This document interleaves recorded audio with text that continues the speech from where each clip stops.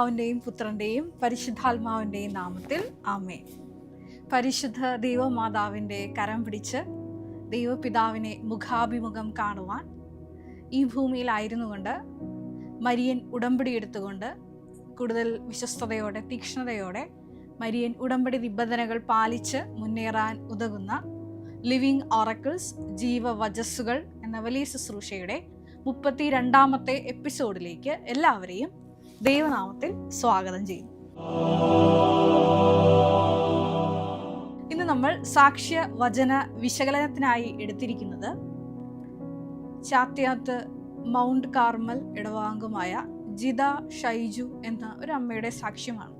അമ്മയും അമ്മയുടെ 9 വയസ്സുള്ള മകനുമായിട്ട് നിന്നാണ് വലിയൊരു സാക്ഷ്യം പങ്കുവയ്ക്കുന്നത്. എൻ്റെ പേര് ജിത ഷൈജു, ഇതെൻ്റെ മകൻ ദാവീദ്. ഞങ്ങൾ Ernakulam mount Carmel church Chathyath ഇടവകയിൽ നിന്ന് വരുന്നു. ഈ ഒരു സാക്ഷ്യത്തിൻ്റെ പ്രത്യേകത എന്ന് പറയുന്നത് ദൈവവുമായിട്ട് ജീവിച്ച് ഒരുപാട് പരിചയമുള്ള ഒരു പക്വതയുള്ള ആധ്യാത്മിക പക്വതയുള്ള ഒരു അമ്മയുടെ ഒരു സാക്ഷ്യമാണ്. ആ അമ്മ സാക്ഷ്യത്തിൽ അത് പറയുന്നുണ്ട്. 9 വർഷത്തോളം ഈശോയുടെ അടുത്ത് പ്രാർത്ഥിച്ച് ചോദിച്ച് വാങ്ങിയ മകനാണ് എൻ്റെ അടുത്ത് നിൽക്കുന്നത്. ഈ മകൻ്റെ ഒരു വിഷയവുമായിട്ടുള്ള സാക്ഷ്യപ്പെടുത്തലാണ് ഞാൻ ഈ ഒരു പ്രത്യേകമായിട്ട് ഈ എപ്പിസോഡിൽ നിങ്ങളുമായിട്ട് പങ്കുവയ്ക്കാൻ ആഗ്രഹിക്കുന്നത്. പ്രകാരം ഈ 9 വർഷം പ്രാർത്ഥിച്ച് വാങ്ങിച്ച ഈ മകന് വലിയൊരു അസുഖം വരികയാണ്. ഇന്ന് ഞാൻ എൻ്റെ മോന് വേണ്ടി ഒരു സാക്ഷ്യം പറയാനാണ് വന്നിരിക്കുന്നത്. ഇവന് ജനുവരിയിൽ ഒരു പനി വന്നു. ആ പനി കുറച്ച് കടുത്ത പനിയായിരുന്നു, ബ്ലഡിൽ ഇൻഫെക്ഷൻ ആയിട്ടുള്ള ഒരു പനിയായിരുന്നു. അപ്പോൾ ഒരു 3-4 ദിവസം ഹോസ്പിറ്റലൈസ്ഡായി. അപ്പോൾ ആ സമയത്ത് കണ്ണിന് ഇവന് ചെറിയൊരു ഇൻഫെക്ഷൻ പോലെ ഒരു റെഡ്നെസ് വന്നു. അപ്പോൾ ഡോക്ടർ പറഞ്ഞത് പനിയുടെ ഒരു കാഠിന്യം കൊണ്ട് വന്നതാണ്, ഒരു ഐ ഡ്രോപ്സ് ഇട്ടാൽ മതി എന്ന് പറഞ്ഞു. ആദ്യം ഒരു പനിയിലാണ് തുടങ്ങിയത്. ജനുവരി മാസത്തിൽ ഈ പനി തുടങ്ങി. പിന്നെ അത് കണ്ണിൻ്റെ ഇൻഫെക്ഷനായിട്ട് മാറി. കണ്ണിൻ്റെ കൃഷ്ണമണിയെയാണ് ഈ മകൻ്റെ ബാധിച്ചിരിക്കുന്നത്. പിന്നീട് ഈ ഇൻഫെക്ഷൻ സ്റ്റീറോയിഡൊക്കെ എടുത്തു. പിന്നെ കഴുത്തിൽ മുഴയായി അത് രൂപാന്തരപ്പെടുന്നു. അങ്ങനെ ഒത്തിരിയേറെ ശാരീരിക അവശതകളിലൂടെ ഈ മകൻ ഇങ്ങനെ കടന്നു പോകുന്നു. അപ്പോൾ ഈ സമയത്തൊക്കെ ഈ മകൻ ഒരു ആധ്യാത്മിക പക്വതയുള്ള ഒരു അമ്മയുടെ മകൻ എന്ന നിലയിൽ വളരെ അവധാനതയോട് കൂടിയിട്ടാണ് ഈ ഒരു വിഷയത്തെ ഇവനും അഭിമുഖീകരിക്കുന്നത്. കാരണം ഇവൻ തന്നെ അതിനുള്ള റെമഡിയൊക്കെ കണ്ടുപിടിക്കുന്നതായിട്ട് സാക്ഷ്യത്തിൽ പറയുന്നുണ്ട്. ഇങ്ങനെ കൺപീള കെട്ടി ഈ കൃഷ്ണമണിയിൽ വരുമ്പോൾ ഇവൻ തന്നെ കൂട്ടത്തിലായിരിക്കുന്ന സമയത്ത് പോയി ഇങ്ങനെ കണ്ണാടി നോക്കി ഇതൊക്കെ എടുത്ത് കളയും, ക്ലീൻ ചെയ്യും എന്നൊക്കെ അമ്മ സാക്ഷ്യത്തിൽ പറയുന്നുണ്ട്. പക്ഷേ ഈ ജീവിത ദുരിതം ഇങ്ങനെ നീണ്ട് വന്നപ്പോൾ ഈ അമ്മ ചെയ്ത കുറേ വിശ്വാസ നടപടികളുണ്ട്. അതാണ് ഇന്നത്തെ ഒരു സാക്ഷ്യ വചന വിശകലനത്തിനായി ഞാൻ എടുക്കുന്നത്. 2022 ഈ അമ്മ ഉടമ്പടി എടുത്ത് പ്രാർത്ഥിക്കുന്നു. ഇപ്പോൾ ഓൾറെഡി ഉടമ്പടിയിലായിരിക്കുന്ന ഒരു കുടുംബമാണ്. ഞാൻ ആദ്യമായി ഉടമ്പടി എടുത്തത് 2022 മാർച്ച് 20-ാം തീയതിയാണ്. ഇതെൻ്റെ 10ാമത്തെ ഉടമ്പടി പുതുക്കലാണ്. എൻ്റെ അൾത്താരയിലെ 2ാമത്തെ സാക്ഷ്യമാണ്. ഈ ഒരു പ്രതിസന്ധി ഘട്ടത്തിൽ ഈ ഒരു മകൻ്റെ അസുഖവുമായിട്ട് ബന്ധപ്പെട്ട് ഒരുപാട് ക്രൈസിസിലൂടെയാണ് ഈ കുടുംബം കടന്നു പോകുന്നത്. കാരണം സ്കൂളിൽ പോകുന്ന ഒരു കുഞ്ഞാണ്, 4ാം ക്ലാസ്സിൽ പഠിക്കുന്ന ഒരു കുഞ്ഞാണ്. അപ്പോൾ ഈ മകന് സ്കൂളിൽ പോകുമ്പോഴൊക്കെ ഇതിൻ്റെതായ ബുദ്ധിമുട്ടുകളുണ്ട്. കാരണം കണ്ണിന് ഇൻഫെക്ഷൻ ഉണ്ട്, തൊണ്ടയിൽ മുഴയുണ്ട്. അങ്ങനെ ബഹുമാനപ്പെട്ട VP ജോസഫ് അച്ഛൻ്റെ അടുത്ത് പ്രാർത്ഥന കൈവയ്പ്പ് ശുശ്രൂഷ സ്വീകരിക്കുന്നു. ഒപ്പം തന്നെ കുറേ നാളത്തേക്ക് മെഡിസിൻ എടുക്കുന്നു. അതിലൊന്നും ഈ മകന് പ്രത്യേകിച്ച് കാര്യമായിട്ടുള്ള അടയാളങ്ങളൊന്നും ഉണ്ടായില്ല. എങ്കിലും ഈ ബഹുമാനപ്പെട്ട VP ജോസഫ് അച്ഛൻ്റെ കൈവയ്പ്പ് ശുശ്രൂഷയിൽ കിട്ടിയ ആ ഒരു വലിയ കർത്താവിൻ്റെ കരത്തിൻ്റെ ആ ഒരു ബലം, അതിൻ്റെ ആ ഒരു കൈവയ്പ്പ് ശുശ്രൂഷയിൽ വിശ്വസിച്ചുകൊണ്ട് ദൈവത്തിന് ഏത് സമയവും അത്ഭുതങ്ങളും അടയാളങ്ങളും എൻ്റെ ജീവിതത്തിൽ പ്രവർത്തിക്കാൻ കഴിയും എന്നുള്ള ഒരു വിശ്വാസത്തോടു കൂടി അപ്പോസ്തല പ്രവർത്തനങ്ങൾ 4:30 തിരുവചനം അനുസരിച്ചുകൊണ്ട് അങ്ങേ പരിശുദ്ധദാസനായ യേശുവിൻ്റെ നാമത്തിൽ അത്ഭുതങ്ങളും അടയാളങ്ങളും പ്രവർത്തിക്കുന്നതിനായി അവിടുത്തെ കരം നീട്ടണമേ എന്നൊരു വലിയ പ്രാർത്ഥന അപ്പോസ്തല പ്രവർത്തനങ്ങൾ 4:30 ആ ഒരു പ്രാർത്ഥന ഉരുവിട്ടുകൊണ്ട് ഈ അമ്മ തൻ്റെ വിശ്വാസയാത്ര തുടരുകയാണ്. എല്ലാ ദിവസവും തന്നെ ഈ അമ്മ ഈ മകൻ്റെ തലയിൽ കൈവച്ച് ഈ ഒരു പ്രാർത്ഥന തുടരുകയാണ്. മരുന്ന് നിർത്തി കുറേ നാൾ കഴിഞ്ഞിട്ടും പ്രത്യേകിച്ച് പ്രകടമായ വ്യത്യാസങ്ങളില്ലാതിരുന്നപ്പോഴും അമ്മ തൻ്റെ പ്രത്യാശ കൈവിടാതെ ഈ ഒരു പ്രാർത്ഥന തുടർന്നു. ഇതിനിടയിൽ ഈ അമ്മയ്ക്ക് വലിയൊരു വചനം കിട്ടുന്നുണ്ട്. ദൈവപിതാവിൻ്റെ ഈ ഒരു രോഗത്തെക്കുറിച്ചുള്ള കർത്താവിൻ്റെ ഹിതം എന്താണെന്നുള്ള വെളിപ്പെടുത്തി കിട്ടുന്ന വലിയൊരു വചനം. അത് യോഹന്നാൻ 11:4 തിരുവചനമാണ്.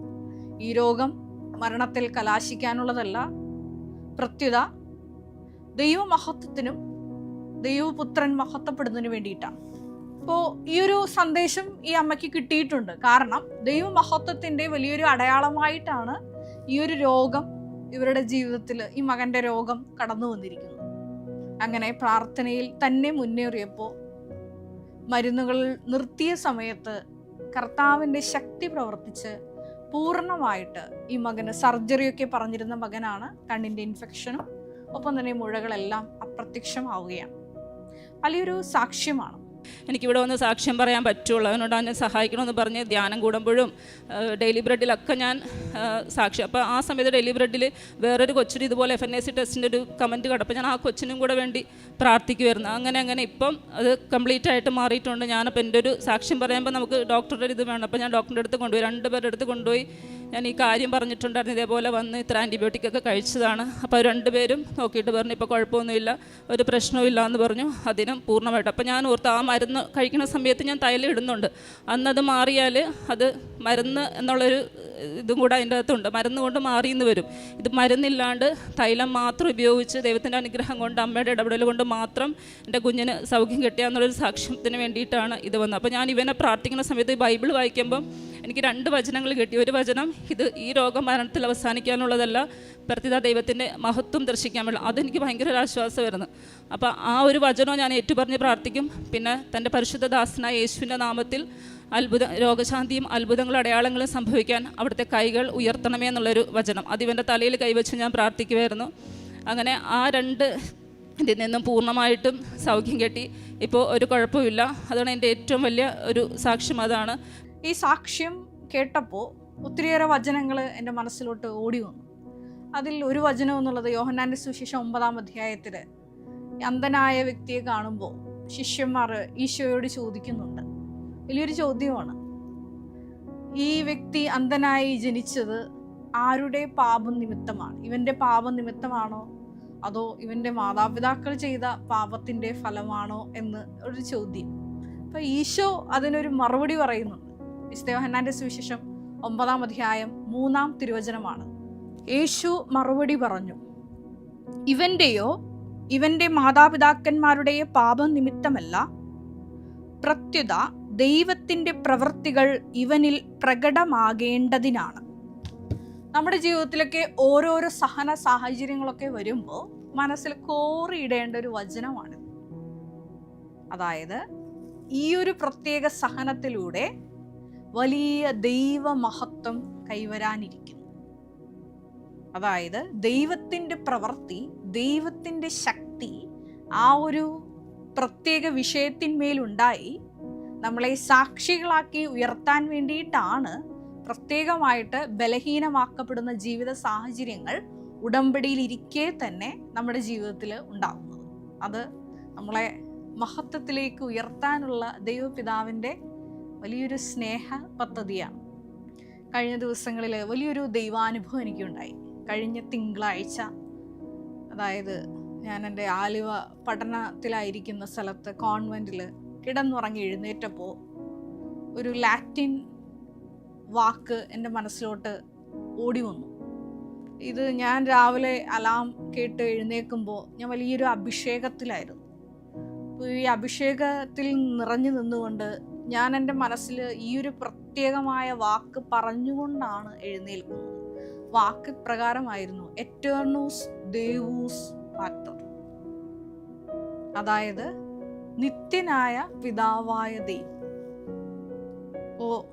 എൻ്റെ ഒരു ഉടുപ്പിട്ട് ഒരാഴ്ച കഴിഞ്ഞ് അവയൊന്ന് പിതാവിനെയൊക്കെ കണ്ട് ഒരു വലിയ സന്തോഷത്തിലാണ് ഞാൻ അന്ന് ആ ദിവസം ഞായറാഴ്ച പഠിക്കുന്ന സ്ഥലത്തോട്ട് ഹോസ്റ്റലിലോട്ട് തിരിച്ചു പോകുന്നത്. അന്ന് രാവിലെ ഈശോ സംസാരിച്ചതാണ്. സന്ദേശ പ്രകാരമാണ്, ദൈവപിതാവിൻ്റെ വലിയൊരു മഹത്വം പ്രകടമാകാൻ വേണ്ടിയിട്ടാണ് ജോമോളെ നിന്റെ ജീവിതത്തിൽ ഇത്രയും വലിയ ദൈവിക ഇടപെടലൊക്കെ സമയച്ചുരുക്കത്തിൽ ഈ സമയം ദൈവപിതാവ് മുൻകൂട്ടി പറഞ്ഞതനുസരിച്ച് നടന്നിട്ടുള്ളത്. ഇതെല്ലാം പിതാവായ ദൈവം അറിഞ്ഞുകൊണ്ട് നിന്റെ ജീവിതത്തിൽ ചെയ്തതാണ്. അപ്പോൾ ഞാൻ ഈ ഒരു സന്ദേശം എനിക്ക് കിട്ടി, വലിയ അഭിഷേകത്തോടു കൂടി ആ ദിവസം ആയിരുന്നു. ഒരു 2-3 ദിവസം കഴിഞ്ഞപ്പോൾ ഈ കൃപാസനത്തിലെ തന്നെ ഒരു പ്രേക്ഷിത, ഇവിടെ ശുശ്രൂഷ ചെയ്യുന്ന കൗൺസിലർ എനിക്കൊരു ഫോട്ടോ അയച്ചു തന്നു. അപ്പോഴാണ് ഞാൻ ഞെട്ടിപ്പോയത്. ആ ഫോട്ടോ ഈ ദൈവപിതാവിൻ്റെ വലിയൊരു ഐക്കണോട് കൂടിയ ഒരു ഇമേജറി ആയിരുന്നു. അപ്പോൾ ആ ഐക്കണിൽ എന്നോട് ദൈവപിതാവ് നൽകിയ സന്ദേശത്തിൻ്റെ അകക്കാമ്പ് അതിൽ ഉണ്ടായിരുന്നു. ആ ഒരു ഐക്കണിൽ പ്രകാരം എഴുതിയിരുന്നു, ദേവൂസ് ആബ ഒംനിപൊട്ടൻസ് ഫാദർ. പിതാവായ ദൈവം, സർവശക്തനായ പിതാവ്. ദൈവപിതാവ് നിന്നെ ഒരുപാട് സ്നേഹിക്കുന്നു. നിന്റെ യാത്രയിൽ ഞാൻ കൈപിടിച്ചാണ് കൂടെ നടക്കുന്നതെന്ന് എന്നെ ഉറപ്പിക്കാനായിട്ടാണ് ഈ ഒരു ഇമേജും ഈ ഒരു സന്ദേശവും കൂടെ എനിക്ക് കിട്ടിയത്. അപ്പോൾ ആ ഒരു സന്ദേശം ദൈവപിതാവ് എനിക്ക് നൽകിയതിനൊരു സ്ഥിരീകരണമായിരുന്നു ഈ 2-3 ദിവസത്തിന് ശേഷം എനിക്ക് ലഭിച്ച ഈ ഒരു ഫോട്ടോ. ഞാൻ ദൈവപിതാവിന് ഒത്തിരിയേറെ നന്ദി പറഞ്ഞു.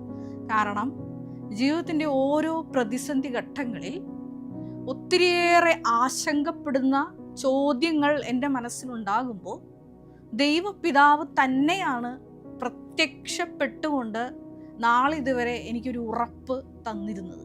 അതിൻ്റെ വലിയൊരു സ്ഥിരീകരണം കൂടിയിട്ടായിരുന്നു ഈ ഒരു സന്ദേശവും പിന്നാലെ എനിക്ക് ലഭിച്ച ഇമേജും. ഞാൻ പറഞ്ഞു വന്നത് ഇപ്രകാരമാണ്. അതായത് ബാറൂക്ക് 5:7 തിരുവചനം അനുസരിച്ചുകൊണ്ട് ഇസ്രായേൽ ദൈവത്തിൻ്റെ നിത്യമഹത്വത്തിൽ സുരക്ഷിതരായി നടക്കും. വലിയൊരു ശക്തമായൊരു വചനമാണ്. ഇസ്രായേലിൻ്റെ, അതായത് നമ്മൾ ചോസൻ പീപ്പിളാണ്. മരിയൻ ഉടമ്പടി വഴിയായിട്ട് ദൈവപിതാവിനാൽ തിരഞ്ഞെടുക്കപ്പെട്ടിട്ടാണ് നമ്മൾ ഓരോ മക്കളും ഇവിടെ വന്ന് പരിശുദ്ധ അമ്മയുടെ മധ്യസ്ഥയിൽ ഈശോയുമായിട്ട് ഉടമ്പടി ചെയ്യുന്നത്. ഈ മക്കളെല്ലാവരും ദൈവമഹത്വത്തിൽ സുരക്ഷിതരായി നടക്കും. ഈ അമ്മയുടെ സാക്ഷ്യം തന്നെ എടുക്കാം. അതായത് കഴിഞ്ഞ ജനുവരിയിൽ തുടങ്ങിയ ഒരു സഹനയാത്രയാണ് ഈ സമയം സാക്ഷ്യപീഠത്തിലോട്ട് ഈ ജിത എന്ന അമ്മയെ നയിക്കുന്നത്. ഈ ഒരു സാക്ഷ്യപീഠത്തിലോട്ട് ഈ അമ്മയെ നയിക്കുമ്പോൾ ഈ അമ്മയുടെ ആ ഒരു വിശുദ്ധിയും ചെയ്ത കാരുണ്യ പ്രേക്ഷിത പ്രവർത്തനങ്ങളും നമുക്ക് മുമ്പിൽ ഒരു വെല്ലുവിളി ഉയർത്തുന്നുണ്ട്. കാരണം ഈ അമ്മ സാക്ഷ്യത്തിൽ ഇപ്രകാരം പറയുന്നുണ്ട്, ഞാൻ പ്രേക്ഷിത പ്രവർത്തനം ചെയ്യുന്നത് ഈശോയെ നാളിതുവരെ അറിയാത്ത തമിഴ്നാട്ടിലെ ഒരു കുഗ്രാമത്തിലാണ്.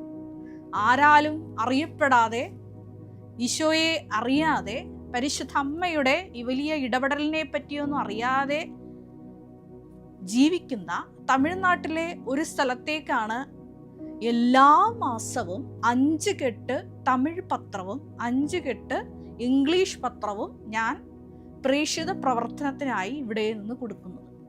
വലിയൊരു ദൈവത്തിൻ്റെ രാജ്യപ്രവർത്തനമാണ് ഈ അമ്മ ചെയ്യുന്നത്. പിന്നീട് 155ഓളം പേർക്ക് കാരുണ്യ പ്രവൃത്തിയുടെ ഭാഗമായിട്ട് എല്ലാ മാസവും തന്നെ ഭക്ഷണം കൊടുക്കുന്ന കാര്യം പറയുന്നുണ്ട്. ഒത്തിരിയേറെ കാരുണ്യ പ്രവൃത്തികൾ ആവശ്യക്കാർക്ക് അല്ലാതെ ചെയ്യുന്നത് ഈ അമ്മ പറയുന്നുണ്ട്. കൂടെ ഒരു കാര്യവും കൂടി പറയുന്നുണ്ട്, എന്നെ എല്ലാവരും അമ്മയുടെ സ്വന്തം മകളായിട്ടാണ് കാണുന്നത്. കൃപാസനത്തെ പറ്റി ആരെങ്കിലും എന്തെങ്കിലും ഡൗട്ട് ചോദിച്ചാൽ, ഇവിടുത്തെ ഉടമ്പടിയെ പറ്റിയും ശുശ്രൂഷയെ പറ്റിയൊക്കെ അറിയാൻ വേണ്ടി എന്നെ സമീപിച്ചു അവർക്കെല്ലാം ഞാൻ വിശദമായ വിവരങ്ങൾ നൽകും. എല്ലാവരും എൻ്റെ അമ്മയുടെ സ്വന്തം ആളായിട്ട് കണ്ടാണ് എൻ്റെ പക്കൽ ഓരോ വിഷയത്തിനും ഓടിയെത്തുന്നത്. അത് മാത്രമല്ല, കൃപാസനത്തെ പറ്റി നെഗറ്റീവ് വീഡിയോസ് യൂട്യൂബിൽ വരുമ്പോൾ എനിക്ക് കിട്ടിയ ദൈവാനുഭവങ്ങൾ അതിൽ കമൻ്റായിടും. ഞാനൊരു കൃപാസനം പ്രത്യക്ഷീകരണത്തിൻ്റെ നേർസാക്ഷിയാണെന്ന് എൻ്റെ തന്നെ അനുഭവങ്ങൾ നിരത്തിക്കൊണ്ട് ആ യൂട്യൂബിൽ ഞാൻ കമൻ്റായിടും. ഇപ്രകാരം പരിശുദ്ധ അമ്മയുടെ സ്വന്തം ആളായി നിന്നുകൊണ്ട് ബാറൂക്ക് 5:7 തിരുവചനം അനുസരിച്ച് ദൈവത്തിൻ്റെ മഹത്വത്തിൽ സുരക്ഷിതയായി വസിക്കുന്ന ആ ഒരു കുടുംബത്തിലേക്ക് മരിയൻ സന്ദർശനം വഴിയായി ഈ ഒരു സഹനകാലം നീണ്ടെങ്കിൽ പോലും ഒരു സാക്ഷ്യപീഠത്തിലോട്ട് തക്ക സമയം ഉയർത്തിയ ഒരു വലിയ ദൈവാനുഭവമാണിത്. ഈ ഒരു സാക്ഷ്യത്തിൽ നിന്ന് ഞാൻ പറഞ്ഞതുപോലെ ഒരുപാട് കാര്യങ്ങൾ നമ്മൾ പഠിക്കാനുണ്ട്. ഇവിടെ ബഹുമാനപ്പെട്ട VP ജോസഫ് അച്ഛൻ എപ്പോഴും നമ്മളോട് പറയുന്ന ഒരു കാര്യമാണ്, നിങ്ങൾ പ്രേക്ഷിത പ്രവർത്തനം ചെയ്യുമ്പോൾ ഈശോയെ അറിയാത്തവരെ നിങ്ങൾ അറിയിക്കണം.